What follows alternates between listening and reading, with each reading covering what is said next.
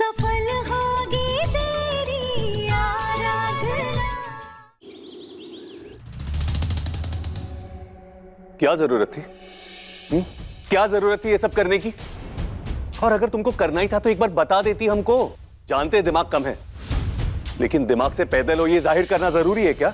लो, किसी ने सही ही कहा है, भलाई का तो जमाना ही नहीं रहा आजकल। मतलब तेरा काम फटाफट हो इसीलिए मैंने कुछ किया और तू मुझे ही सुना रहा है। अब देख कैसे फटाफट तेरा काम हो जाएगा। हाँ, लेकिन एक बार हमको बता तो देती। जो मन में आता है करती रहती हो। तुझसे ही सीखा है। तू कौन सा किसी से जाकर सलाह मशवरा करता है? तेरा जो मन करता है भाई तो तू करता है। वैसे तूने मुझे कहा था कि उस मेनका नक्चरी से ना झगड़ूं, तो अगर तुझे ये डील चाहिए थी तो तू माधव के सामने इतना गुस्सा क्यों दिखा रहा था? वैसे तुझे क्यों इतनी जलन हो रही है? भरोसा नहीं रहा क्या अपनी आरती पर? या फिर तुझे भी उस सरफिरे की तरह लग रहा है कि मैं तेरी आरती नहीं उसकी आराधना हूँ? हर वक्त मजाक सूझता है ना तुझे? और उसको सरफिरा क्यों बुला रही हो? नाम देना जरूरी है और कोई नाम से नहीं बुला सकती उसको। अरे कहा तो था, कितना बोरिंग सा नाम है ना उसका। तुझे क्या करना है? जो नाम है उसका वही बुलाना। अच्छा, तो तू बड़ा जल रहा है आजकल। क्यों, तुझसे ज्यादा प्यार करने वाला तेरी टक्कर का कोई मिल गया इसीलिए? हो गया।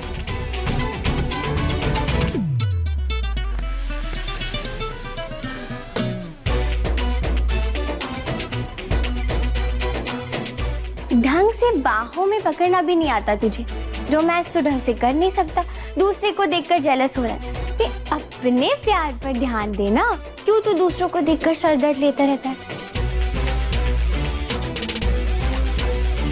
तुझे बड़ा रोमांस सूझ रहा है ना आज?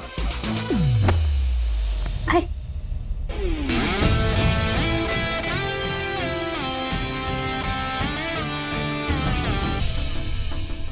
किशन, क्या सोच रहे हो? तुम्हें पता है मैं क्या सोच रहा हूँ? क्या तुम भी वही सोच रहे हो जो मैं सोच रही हूँ? आजकल घर में हर कोई वही सोच रहा है। वैसे सोचे भी क्यों ना, घर का माहौल ही कुछ ऐसा हो गया है, तभी इसी के बारे में सोच रहे हैं। वैसे कुछ भी कहो, कभी कभी ऐसा माहौल होना भी अच्छी बात होती है। सिचुएशन तो देखो, क्या कर रही हो यार? वही जो तुम्हारे दिल में चल रहा है, मेरे दिमाग में चल रहा है, बल्कि घर में हर किसी के दिल में चल रहा है। हटो यार। क्या कर रही हो यार? वही जिसके बारे में तुम सोच रहे हो। मैं ये सोच रहा हूँ घर में कितने सारे झगड़े चल रहे हैं। तुम ना बस झगड़ों के बारे में सोचो, अपने घर वालों के बारे में सोचो, और मेरे बारे में तो तुम सोचते ही नहीं हो। अरे उम्र निकलती जा रही मेरी, रोमांस के बारे में कभी सोचते हो तुम? हाँ, कभी नहीं। बीवी से झगड़ा करने के लिए तो तुम्हें जान आ जाती है, और प्यार करने के नाम पे तुम्हारी जान डूब जाती है। हटो तुम यहाँ से। अरे अरे अरे, चलिए उठिए।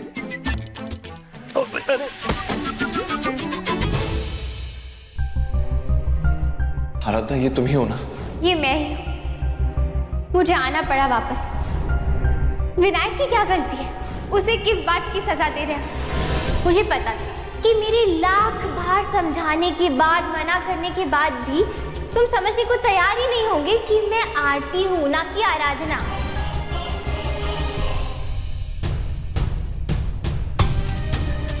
माधव, ये क्या कर रहा है माधव? इस जहर का सहारा तो तूने आराधना को बुलाने के लिए लिया था ना, फिर अब क्यों? अब तो वो वापस आ गई है, अब क्यों इस जहर के नशे में खुद को डुबा रहा है? क्योंकि वो आराधना नहीं, आरती है दादी, आरती। जब मैंने उसे पहली बार देखा था तो मुझे भी ऐसा लगा था कि वो आराधना है, कि हमारी आराधना वापस लौट आई है। लेकिन जैसे ही मैं उसे जानता गया मुझे यकीन हो गया दादी कि वो मेरी आराधना हो ही नहीं सकती है। नहीं, हमारा दिल जानता है कि वो आराधना ही है। मेरा विश्वास ये विश्वास नहीं है दादी, बस झूठा दिलासा है। और आप कैसे कह सकती हैं कि वो ही आराधना है? उसका हाव भाव, उसका बर्ताव, उसकी हरकतें, ये सब आपको नजर नहीं आती हैं? क्या हमारी आराधना ऐसी हरकतें करती थी? और आज आपको पता है क्या हुआ? आज विनायक सीढ़ियों से गिरने वाला था और उसने देखा तक नहीं दादी, देखा तक नहीं उसे, या देख के उसे अनदेखा कर दिया। इस बात से उसको कोई फर्क ही नहीं पड़ा। और आपको लगता है कि एक माँ अपने बच्चे को यूं गिरता हुए देखे और उसे फर्क ना पड़े? ऐसा हो सकता है दादी? बोलो, कौन माँ ऐसा कर सकती है? और तो और आज उसने मेरे साथ आराधना होने का एक बंदा मजाक किया है, और उसने ये सब इसलिए किया ताकि मैं उसके मंगेतर की शर्त के मुताबिक डील के पेपर्स उसे साइन करके दे दूं। तो तू ये कहना चाहता है कि वो आराधना बनकर तेरे सामने आई थी? हाँ, एक पल के लिए मुझे भी लगा था कि हमारी आराधना हमें वापस मिल गई है, लेकिन मैं गलत था। उसने आराधना की तरह कपड़े पहने हुए थे, बोलचाल भी बिल्कुल आराधना की तरह था। वो सादगी, उस संजीदगी की तरह वो मुझसे बात कर रही थी कि मुझे एक पल के लिए ऐसा एहसास हुआ कि जैसे सारी दुख तकलीफें कम हो गई हैं, मेरी खत्म हो गई हैं। फिर अचानक उसने पलटवार किया मेरे मन पर और अपने असली लहजे में मुझसे बात की। हाँ, मुझे ये याद दिलाया कि ये सब छलावा था और कुछ नहीं। असलियत में वो आरती ही है दादी, ना कि आपकी आराधना। इस बात का मुझे यकीन हो गया दादी कि वो आराधना नहीं आती है, और जितना जल्दी आपको यकीन हो जाएगा आपके लिए और हम सब के लिए बेहतर होगा। आराधना को आप बस भूल जाइए, क्योंकि उस लड़की का सिर्फ चेहरा मिलता है आराधना से। वो लड़की किशनगंज के एक गांव में पली बड़ी है जिसका मंगेतर आरंभ है। मैंने अपने दोस्त शुक्ला से भी बात की थी, उसने जब तहकीकात की तो पता चला कि यही सच है दादी। जितना जल्दी ये बात को आप समझ लेंगी, जान लेंगे, आपके लिए भी अच्छा होगा और मेरे लिए भी। माधव, तू चल मेरे साथ, चल। ये कर क्या रही है मुझे समझ।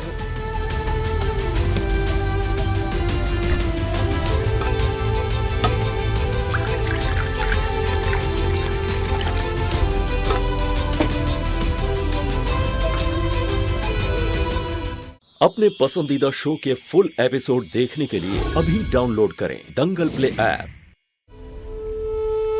पहले तो देखिए क्या हो रहा है।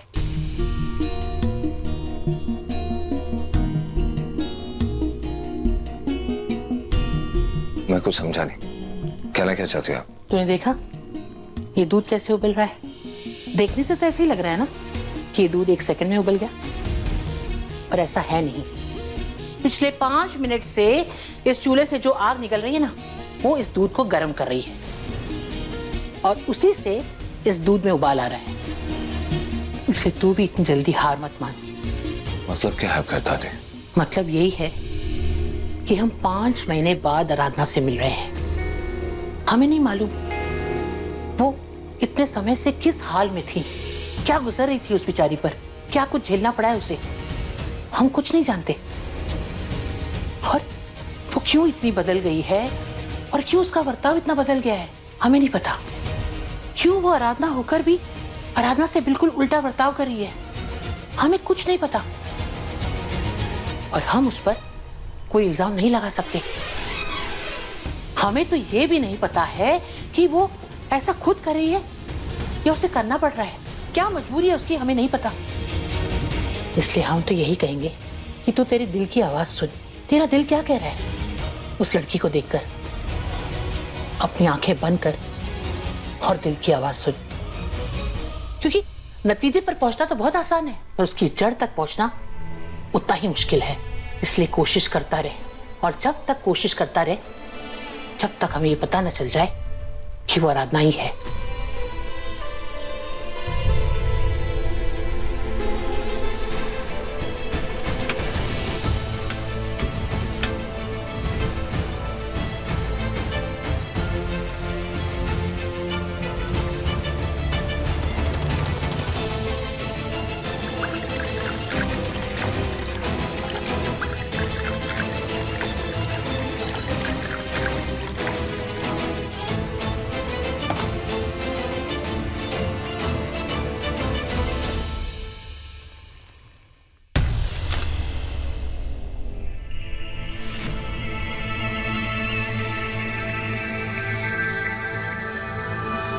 ये आपकी फैमिली फोटोज है क्या? हाँ, कल इतना कुछ हुआ, घर में इतने सारे झगड़े हुए, रिश्तों में मनमुटाव आया। ये सब कुछ देखकर हम बहुत उदास हो गए, क्योंकि जब तक आराधना यहाँ थी ना इस घर में, तो पूरे घर को एक माला में पिरो कर रखती थी। लेकिन उसके जाने के बाद इस परिवार से प्यार ही गायब हो गया। हमारा ये परिवार टूटकर बिखर गया। बस इसीलिए हम हमारे भाई की, हमारे बाबूजी, हमारी मम्मी की तस्वीरें देख रहे थे। पता नहीं क्यों आज हमें आराधना की बहुत याद आ रही है। क्या हम भी देख सकते हैं? हाँ हाँ, क्यों नहीं, बैठो। ये माधव जब वो छोटा था, ये हमारी तस्वीर है। और ये जो है ना, ये हमारा छोटा सा किशन है। अरे दादी की तस्वीर कहाँ चली गई? ये दादी जवानी में, ये हम तीन। ये ना आराधना की शादी की तस्वीर है। हम देख लें एक बार? हाँ।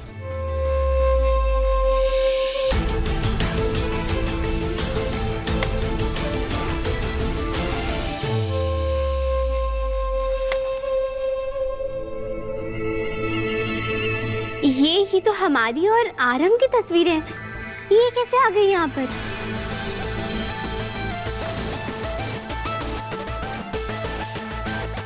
ये देखिए। अरे हाँ, लेकिन ये आपके पास कैसे आ गई? क्या पता कैसे आई होगी। अरे हाँ हाँ, याद आया। वो क्या है ना, जब भी हम किसी के साथ डील करते हैं तो हम उनके बारे में सारी जानकारियां हासिल करते हैं। ये हमारी कंपनी का प्रोटोकॉल है। हो सकता है शायद इन फाइल से ये फोटोग्राफ्स यहाँ आ गई होगी। कोई प्रॉब्लम नहीं, मैं इन तस्वीरों को निकाल देती हूँ। कोई बात नहीं।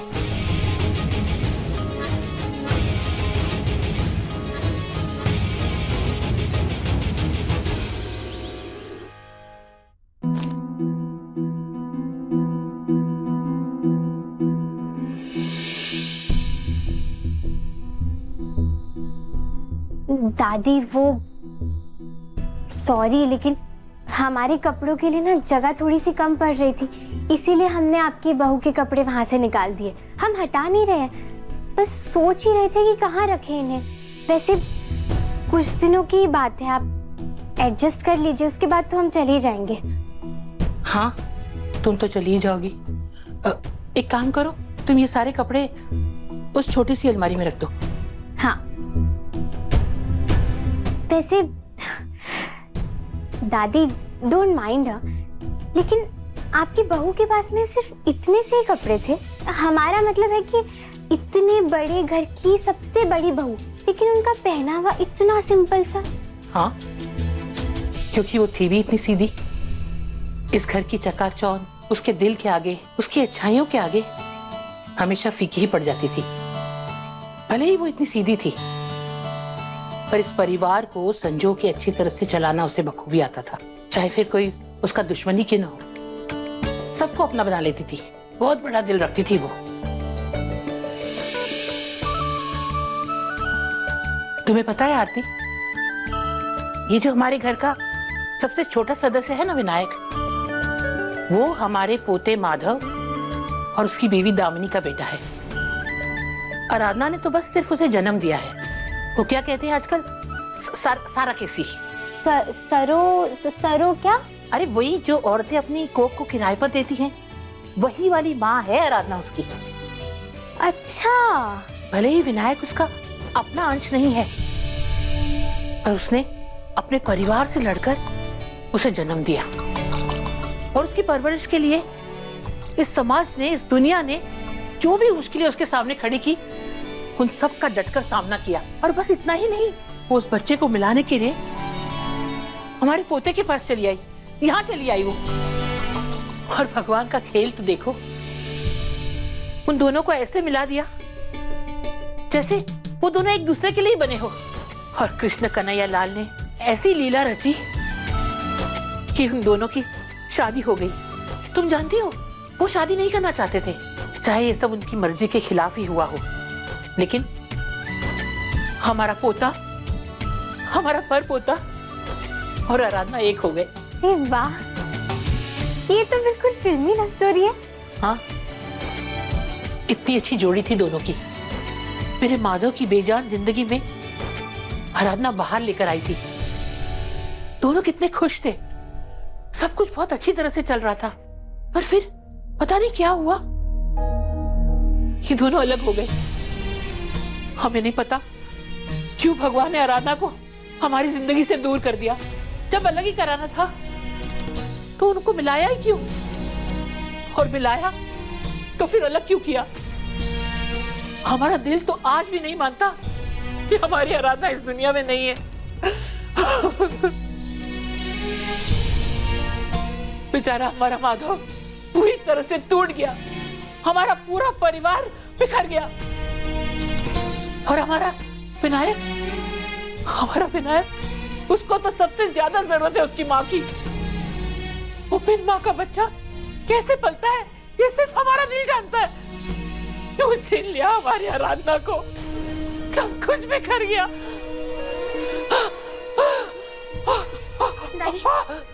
दादी क्या हुआ? क्या हो रहा है आपको? आपकी सास तो कुछ ज्यादा ही फूल रही है। आपको ऐसी सैड वाली बातें नहीं करनी चाहिए थी दादी।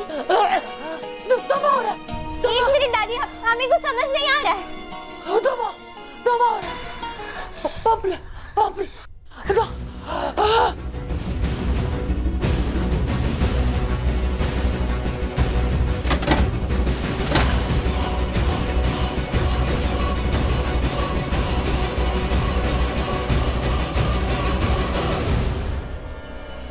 दादी आप ठीक हैं?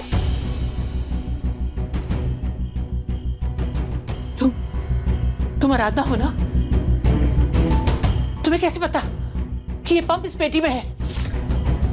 ये बात इस घर में सब लोग नहीं जानते, सिर्फ चंदा, हमारा पोता माधव और हमारी बहू आराधना जानती थी। तुम आराधना हो ना? बोलो, तुम आराधना हो ना? नहीं नहीं, झूठ बोल रही हो। हमने देखा तुम इस कमरे में आई, तुमने यहाँ वहाँ कहीं नहीं ढूंढा, उस अलमारी में नहीं ढूंढ सकती थी, पर तुमने वहाँ नहीं ढूंढा, तुमने सीधा इस पेटी में ढूंढा, जैसे कि तुम्हें पता हो कि हमारा पंप यही रहता है। हम अच्छी तरह से जानते हैं कि तुम झूठ बोल रही हो। हमारा कहता है कि तुम हमारी बहू आराधना हो। हम अपनी बहू को अच्छी तरह से पहचानते हैं। बोलो बोलो, तुम झूठ बोल रही हो ना? हे भगवान, अरे इस घर में सबको दिमागी बीमारी है क्या? पहले आपके पोते का दिमाग खराब हुआ और अब आपका दिमाग खराब हुआ। पहले आपके पोते का नाटक और अब आपका नाटक। तुम्हारा झूठ पकड़ा गया। अगर तुम आराधना नहीं होती तो तुम्हें कैसे पता होता कि हमारा पंप इस पेटी में है? बताओ कैसे पता होता, बताओ। अरे हमें डिम्पल जी ने बताया था इस बारे में। वो हम पूरे परिवार के बारे में बात कर रहे थे, तभी उन्होंने बताया था कि आपको दमे की बीमारी है और कभी कभी आपको पंप की भी जरूरत होती है। हाँ हाँ, सच कह रही हूँ मैं। ठीक है।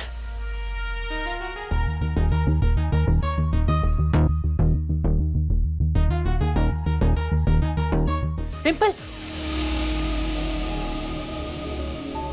जी दादी। तुमने आरती को हमारे पंप के बारे में बताया? हाँ, वो पूछ रही थी मुझसे सबके बारे में कि सब लोग कैसे हैं, सबकी पसंद नापसंद। तो मैंने बताया कि आपको अस्थमा की बीमारी है और आप पंप लेती हैं। लेकिन तुम तो हमारे कमरे में आती ही नहीं हो कभी। तुम्हें कैसे मालूम कि हमारा पंप कहाँ है? वो मुझे आराधना जेठानी जी ने बताया था कि कभी वो घर पे ना हो और आपको पंप की जरूरत पड़े तो मैं आपको दे दूं। अच्छा ठीक है, तुम जाओ अपना काम करो।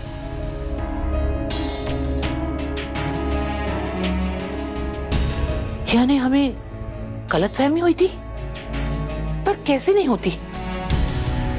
हमें परेशान देखकर वो भी परेशान हो गई थी।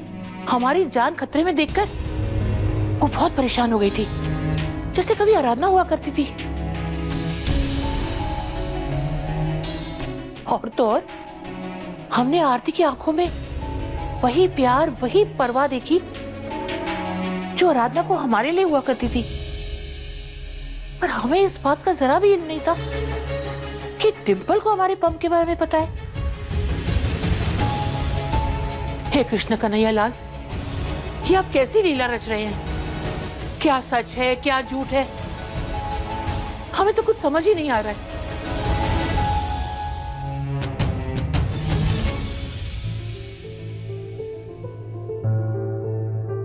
बापा, अच्छा हुआ जो डिम्पल जी ने दादी को बताया नहीं, कि मुझे उन्होंने नहीं बताया था कि वो पंप कहाँ रहता है, वरना मेरा सच सबके सामने आ जाता कि मैं आरती नहीं आराधना हूँ।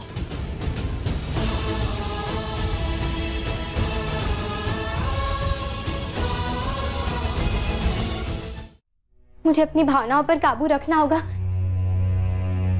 पर आज अगर दादी की तबीयत खराब हुई थी तो मुझे किसी और को बुलाना चाहिए था, खुद जाकर वो दवाई नहीं लानी चाहिए थी। लेकिन मैं क्या करती? दादी की हालत देखकर मैं इतना ज्यादा डर गई थी कि मुझे कुछ समझ ही नहीं आया। इस बार तो चुप हो गई, लेकिन ये दोबारा नहीं हो सकती। मुझे खुद पर काबू रखकर ये नाटक जारी रखना होगा। मुझे आरती बनकर इस घर में रहना ही होगा। मैं आराधना होने की भनक भी किसी को नहीं लगने दे सकती।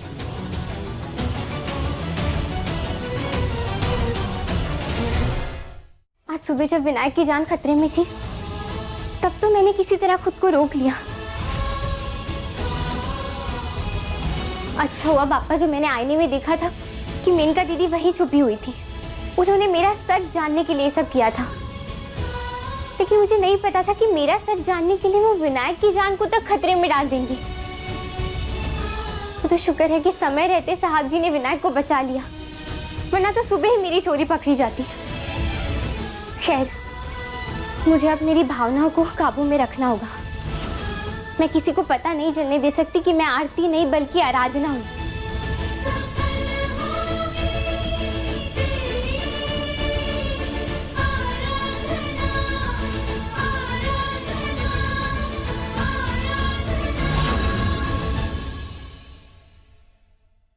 दंगल एक्सप्रेस चैनल को सब्सक्राइब करिए